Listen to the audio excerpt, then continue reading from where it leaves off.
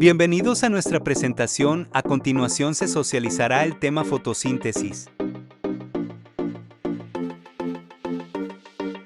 Yo soy Manuel Guerra y el día de hoy les vengo a hablar acerca de fotosíntesis. Primero que todo, ¿en qué órgano de la planta se lleva a cabo la fotosíntesis? Pues todos los tejidos verdes de las plantas pueden fotosintetizar, pero en la mayoría de plantas este proceso se lleva a cabo con más frecuencia en las hojas. Eh, las células de una capa intermedia de tejido foliar llamada mesófilo son el principal lugar donde ocurre la fotosíntesis. En casi todas las plantas hay unos pequeños poros llamados estomas en la superficie de las hojas, los cuales permiten que el dióxido de carbono se difunda hacia el mesófilo y el oxígeno hacia el exterior. Cada célula mesófila contiene organelos llamados cloroplastos, que se especializan en llevar a cabo las reacciones de la fotosíntesis. ¿Cuáles son los productos iniciales y finales de la fotosíntesis? Primero que todo, la fotosíntesis es un proceso impulsado por la energía de la luz. Se crea a partir de agua y dióxido de carbono una molécula de glucosa y se libera oxígeno. También se pueden producir otros azúcares. La glucosa es importante para los organismos porque constituye dos recursos esenciales. El primero de ellos es la energía y el carbono fijo. Hola, ¿qué tal? Mi nombre es Luis Alfredo Bolaño Ramírez y voy a hablar un poco sobre los espectros de luz que usan las plantas. En la fotosíntesis, la energía solar se convierte en energía química mediante organismos fotosintéticos. Sin embargo, en esta también no se usan de igual manera todas las distintas longitudes de onda de la luz del sol, ya que los organismos fotosintéticos contienen moléculas llamadas pigmentos que absorben solo longitudes de onda específicas de la luz visible, mientras que reflejan otras. El conjunto de longitudes de onda que absorbe un pigmento se conoce como espectro de absorción. En el diagrama se observan los espectros de absorción de tres pigmentos importantes en la fotosíntesis. Tenemos la clorofila A, clorofila B y los carotenos. El conjunto de longitudes de onda de un pigmento no absorbe, se refleja. Y en la luz reflejada es lo que se ve como color.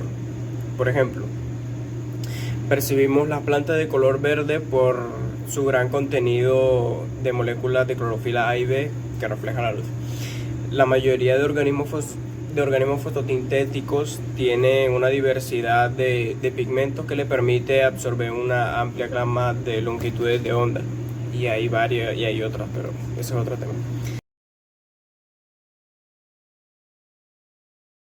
Ahora voy a hablar sobre los cloroplastos. Para tener en cuenta, los cloroplastos solo se encuentran en las plantas y algas fotosintéticas. Los humanos y demás animales no tenemos cloroplastos. Y su función principal es realizar este proceso que es la fotosíntesis. Los cloroplastos son organelos en forma de disco que se cuestan en el citosol de una célula. Tienen membranas internas y externas con un espacio intermembranoso entre ellas. Si uno pasara a través de las dos membranas y llegara al espacio del centro, uno podría ver que contienen discos membranosos conocidos como tilacoides, que están acomodados en pilas interconectadas llamadas granas. Este está formado por la membrana interna, el espacio intermembranoso, la membrana externa, la membrana del tilacoide, espacio del tilacoide, tilacoides y estromas y el ADN de este. La membrana de un tilacoide tiene complejos que capturan la luz, entre los que se encuentra la clorofila, el pigmento que le da a las plantas su color verde.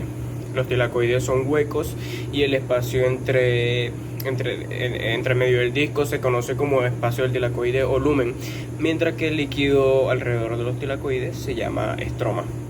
Mi nombre es Agni López y yo les voy a hablar sobre la estructura de la molécula de clorofila y la comparación de esta molécula con la hemoglobina humana.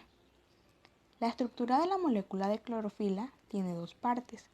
Un anillo de porfirina que contiene magnesio, está sustituida con pequeños grupos enlazados sustituyentes y tiene como función absorber luz. Y una cadena hidrófoba de fitol. Se dice que es hidrófoba porque ésta le teme al agua. Tiene como función mantener la clorofila integrada en la membrana fotosintética. El fitolo o resto del fitol es la parte de una molécula incorporada a la estructura de otra mayor. Es una cadena hidrocarbonada con restos de metilo. Su fórmula sería CH3 a lo largo. Esta cadena del fitilo sirve para anclar a la molécula de clorofila en la estructura antifática de los complejos moleculares que residen en las clorofilas. La estructura química de la clorofila es muy similar a la hemoglobina. Ambas sustancias son casi idénticas. La diferencia entre estas es que en el centro de la clorofila hay una molécula de magnesio y en el centro de la hemoglobina se encuentra una molécula de hierro. Las moléculas de hemoglobina y clorofila son complejas y además hay varios tipos, tanto de la una como de la otra. Sin embargo, hay una parte central idéntica en ambas, un metal unido a 4 átomos de nitrógeno. En el caso de la hemoglobina, el metal que sirve de conector, como dije anteriormente, es el hierro, y en la clorofila es el magnesio. La presencia de magnesio causa el colorante de la clorofila, esencial en la fotosíntesis, ya que permite que las plantas absorban energía de la luz y gracias a esa energía las plantas convierten materia inorgánica en materia orgánica. La hemoglobina es un complejo de proteína que contiene hierro, que se une al oxígeno en los glóbulos rojos de los vertebrados y les da su color rojo. Podríamos decir que este es el pigmento de la sangre. Los glóbulos rojos contienen una proteína, como ya sabemos, la hemoglobina.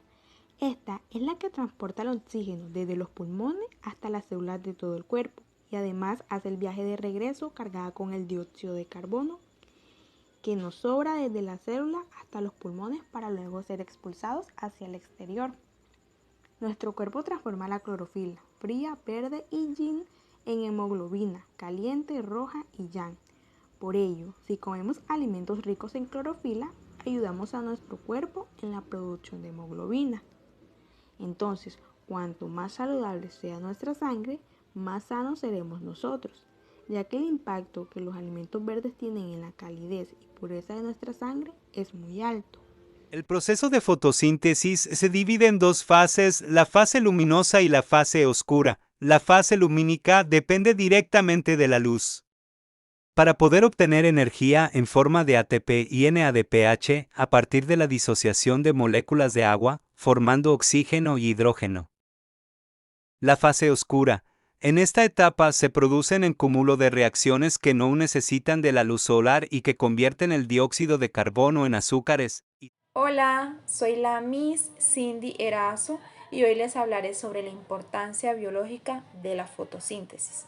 La fotosíntesis es el proceso por el cual las plantas brindan oxígeno al planeta, generando ésta su propio alimento.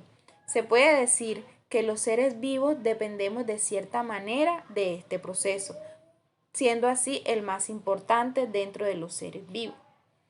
Dentro de la fotosíntesis se realizan dos fases muy importantes. La fase lumínica, que esta es donde el calor penetra en la planta y hace que ésta acumule energía liberando oxígeno. Por otra parte, se realiza la fase oscura. En la fase oscura, las plantas absorben oxígeno liberando dióxido de carbono, hacen todo lo contrario a la fase lumínica y esta acumulación de energía produce azúcares.